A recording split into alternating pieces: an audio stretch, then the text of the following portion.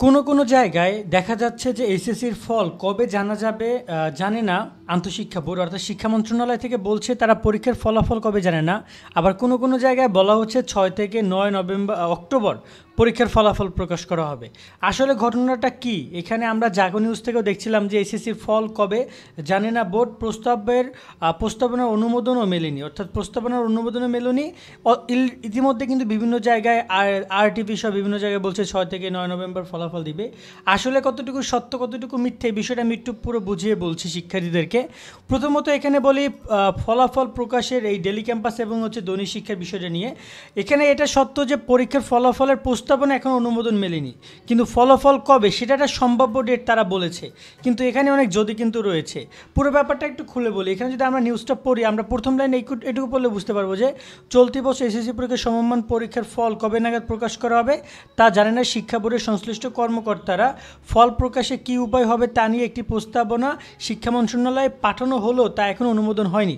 অর্থাৎ একটা প্রস্তাবনা পাঠানো হয়েছে, যেটা হচ্ছে এসএসসি এবং জেএসসির মাধ্যমে রেজাল্ট প্রকাশ, সেই অনুমোদনটা তারা পাঠিয়েছে, প্রস্তাব পাঠিয়েছে, কিন্তু সেই প্রস্তাবের এখনও অনুমোদন হয়নি। যেটা আমরা ডেলি জাগো নিউজের এতেও দেখেছি যে তারাও বলছে যে এখনও ফলাফলের প্রকাশের প্রস্তাবনা অনুমোদন হয়নি, কিন্তু ইতিমধ্যে ফলাফল প্রকাশ কবে হবে সে বিষয় নিয়ে অনেক কথা হচ্ছে। তাই কবে নাগাদ ফলাফল প্রকাশ হবে সে বিষয়ে মন্তব্য করতে চাচ্ছেন না তারা। সোমবার রাতে শিক্ষা কর্মকর্তাদের এই কথা বলেছেন। জানতে চাইলে আন্তঃশিক্ষা সমন্বয় কমিটি ঢাকা বোর্ডের চেয়ারম্যান অধ্যাপক তপন কুমার সরকার বলেন, এইচএসসির ফল প্রকাশ সম্ভব প্রস্তাবনা এখনও অনুমোদন হয়ে আমাদের কাছে আসেনি, তাই কবে নাগাদ ফল প্রকাশ করা হবে সে বিষয়ে এখনই কোনো মন্তব্য করা যাচ্ছে না। তিনি আরও বলেন, আমরা এই প্রস্তাবনা অনুমোদন পেলে ফল প্রকাশের কতদিন লাগবে সে বিষয়ে মন্তব্য করতে পারবো। মন্ত্রণালয় থেকে আমাদের এই বিষয়ে অনুমোদন দেওয়া হলেই অনুযায়ী কাজ শুরু হবে। অর্থাৎ এখানে তিনি কিন্তু বলে দিয়েছেন এখনও অনুমোদন দেয়নি, দিলে তারা কতদিন লাগবে জানাবে, তবে সম্ভাবনা রয়েছে 40 দিনের মধ্যে তারা ফলাফল প্রকাশ করবে। কিন্তু বিভিন্ন জায়গায় যে 6 থেকে 9 অক্টোবর ফলাফল প্রকাশ করবে যে বিষয়টি নিয়ে বলছিল বারবার, কিন্তু এটা কিন্তু কোনো ভেরিফাইড কোনো ইনফরমেশন কিন্তু আমাদেরকে এখন পর্যন্ত দিতে পারেনি। তবে এখানে জাস্ট ঢাকা বোর্ডের চেয়ারম্যান বলেছিলেন যে আমি আগামী প্রথম সপ্তাহে এইচএসসি পরীক্ষার ফলাফল প্রকাশের প্রস্তুতি গ্রহণ করছি, তবে পুরো বিষয় নির্ভর করছে শিক্ষা মন্ত্রণালয়ের উপর, কারণ এখন পর্যন্ত শিক্ষা মন্ত্রণালয় অনুমোদনই দেয়নি।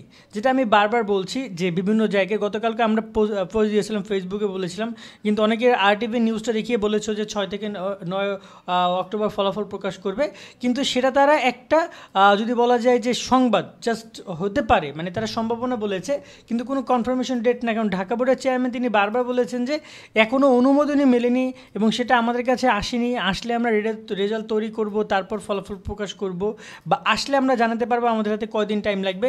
বাট ওভারঅল মানে এরকমেরই সম্ভাবনা রয়েছে অক্টোবর মাসে ফার্স্ট উইকে তারা রেজাল্ট প্রকাশ করবে।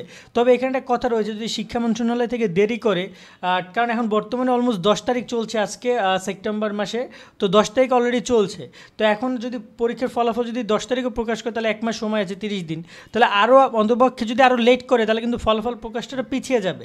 কারণ ফলাফল প্রকাশ চাইলাম আর হুট করে কিন্তু প্রকাশ করা পসিবল না।